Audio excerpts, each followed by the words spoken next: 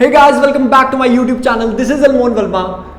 Today we are going to start our brand new topic of business studies, that is cooperative society.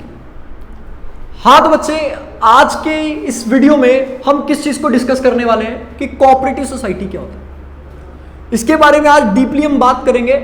आज के जो हम topics cover करेंगे वो हम करेंगे कि कोऑपरेटिव सोसाइटी का मीनिंग क्या होता है, उसके फीचर्स क्या होते हैं, उसके मैरिट्स क्या होते हैं, डीमेरिट्स क्या होते हैं। इसके बारे में आज हम प्रॉपरली क्या करेंगे, बात करेंगे। तो पहले बात कर लेते हैं कि कोऑपरेटिव सोसाइटी होता क्या है।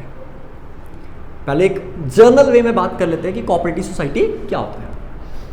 देखो, अगर आपको कोऑपरेटिव सोसाइटी शुरू करनी है तो मिनिमम मेंबर्स कितने चाहिए? कितने मिनिमम मेंबर्स चाहिए बच्चे? 10।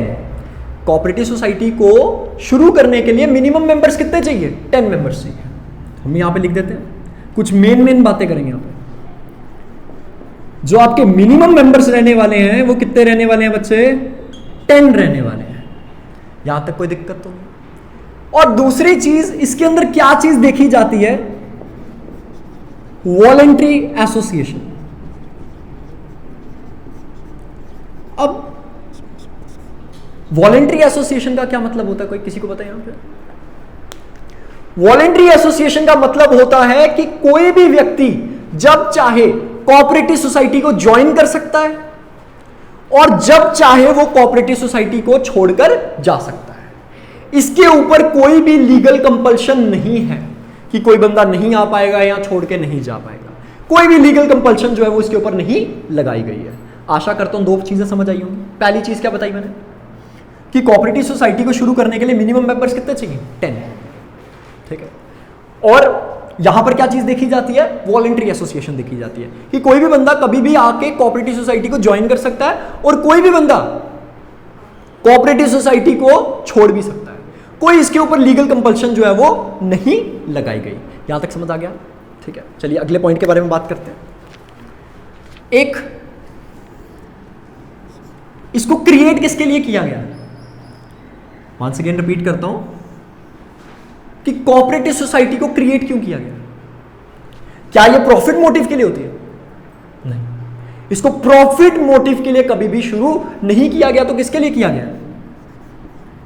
Mutual help. किसके लिए? Mutual help. 2-3 चीजों के बारे में हमने बात की। इसमें सब एक चीज के बारे में क्या बात की कि कोऑपरेटिव सोसाइटी को शुरू करने के पीछे हमारा पर्पस जो है वो प्रॉफिट अर्न करना नहीं है, बल्कि क्या है कि जो लोग हैं, जो मेंबर्स हैं कोऑपरेटिव सोसाइटी के, हम उनकी क्या कर सकें? हेल्प कर सकें। होता क्या बेसिकली, कुछ 10 जन होते हैं, वो मिलकर क्या करते हैं? कोऑपरेटिव सोसाइटी शुरू कर लेते हैं। उनका मेन पर्पस प्रॉफिट को कमाना नहीं है। उनका मेन पर्पस क्या है? आपस में जितने ये मेंबर्स हैं उनकी क्या कर सके? म्यूचुअल हेल्प कर सके। और मिनिमम मेंबर्स कितने चाहिए बच्चे? 10 मिनिमम मेंबर्स। और कोई भी बंदा कभी भी आ सकता है, कोई भी बंदा कभी भी छोड़कर जा सकता है।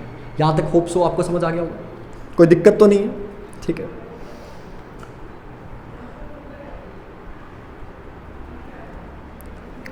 एक और चीज,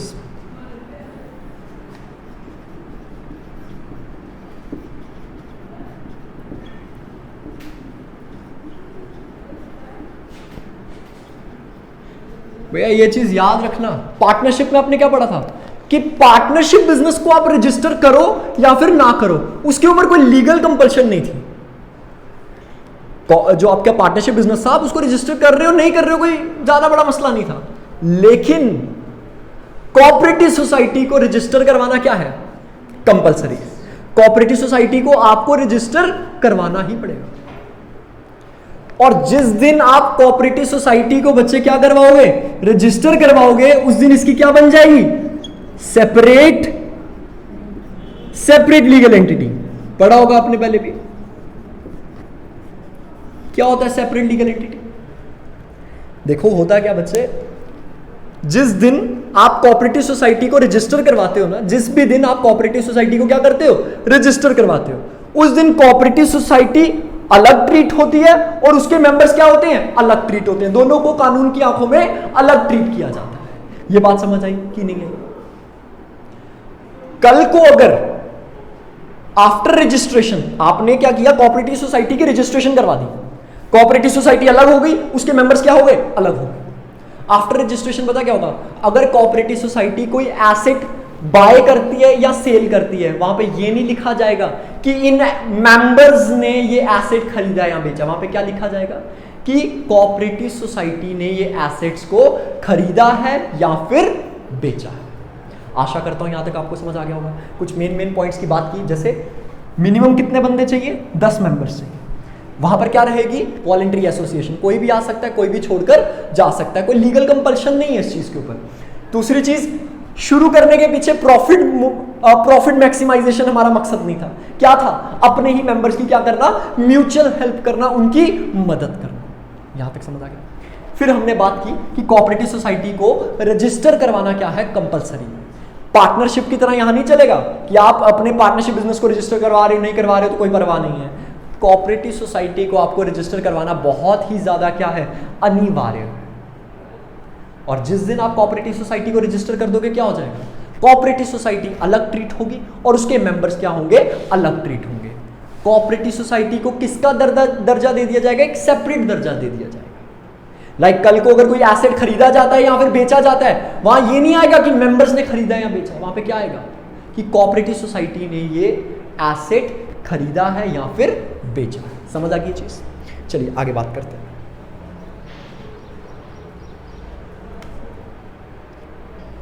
एक और चीज के बारे में यहां पे बात करते हैं। Capital is contributed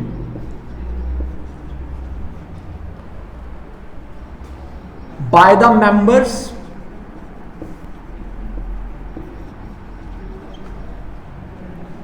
only in form of share capital।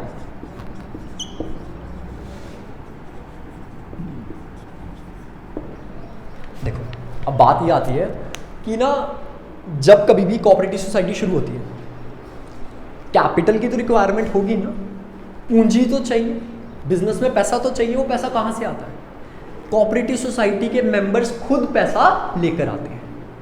समझ रहे हो मेरी बात, कोऑपरेटिव सोसाइटी के जो मेंबर्स हैं वो क्या करते हैं, खुद पैसा कोऑपरेटिव सोसाइटी में लेकर आते हैं, और जितना पैसा ये इन्वेस्ट करते हैं उतना इनका उसके बिजनेस में क्या बन जाता है, एक शेयर बन जाता है। क्या बन जाता है, उतना हिस्सा बन जाता है। समझ आई मेरी चीज। मैंने क्या बोला, कोऑपरेटिव सोसाइटी के अंदर जितना पैसा ये मेंबर्स इन्वेस्ट करते हैं उतना इनका उस बिजनेस में क्या बन जाता है, हिस्सा बन जाता है, एक शेयर बन जाता है।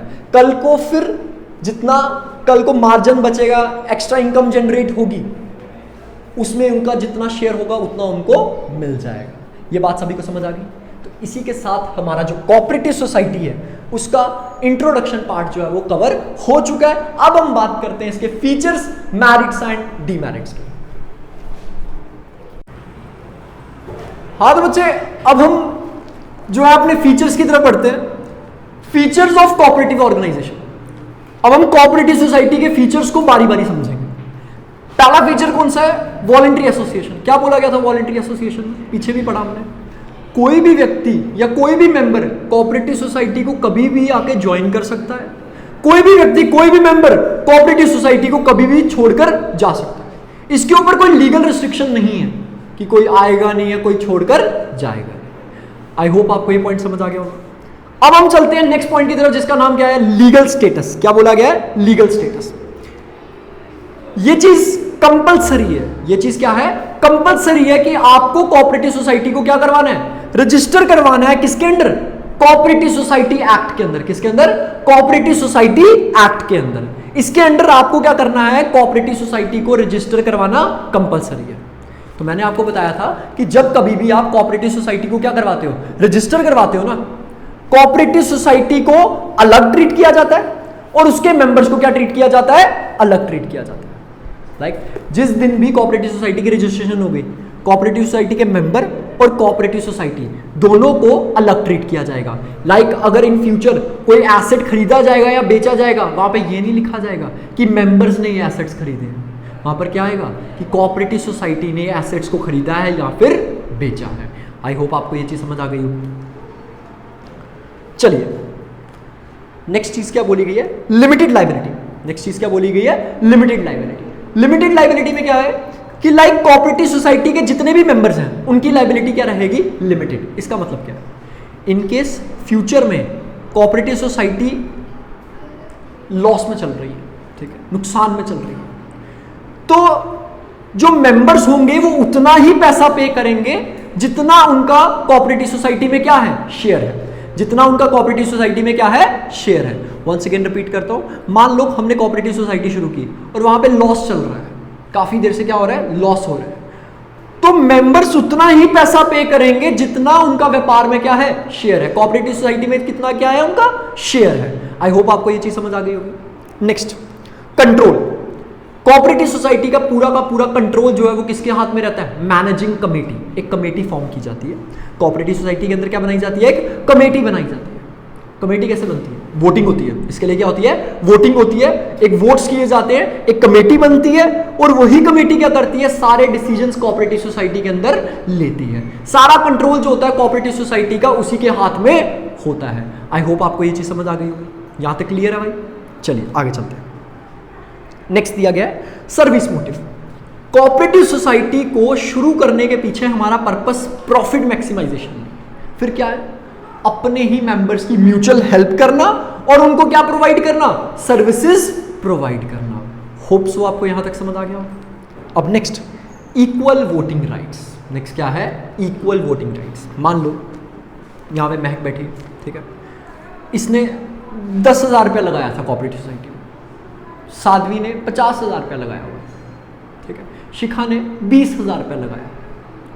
अब सबसे ज्यादा पैसा किसने लगाया हुआ था, साध्वी ने, लेकिन सभी के पास वोट्स जो हैं वो क्या रहेंगे, एक ही रहेगा। मतलब यहां पे डेमोक्रेटिक सेटअप है।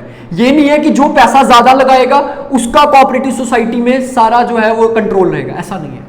चाहे आप पैसा थोड़ा लगाओ ज्यादा लगाओ, इट डजंट मैटर, आपके पास वोटिंग राइट्स एक ही होंगे, सभी के अधिकार इक्वल होंगे, एक डेमोक्रेटिक सिस्टम चलेगा।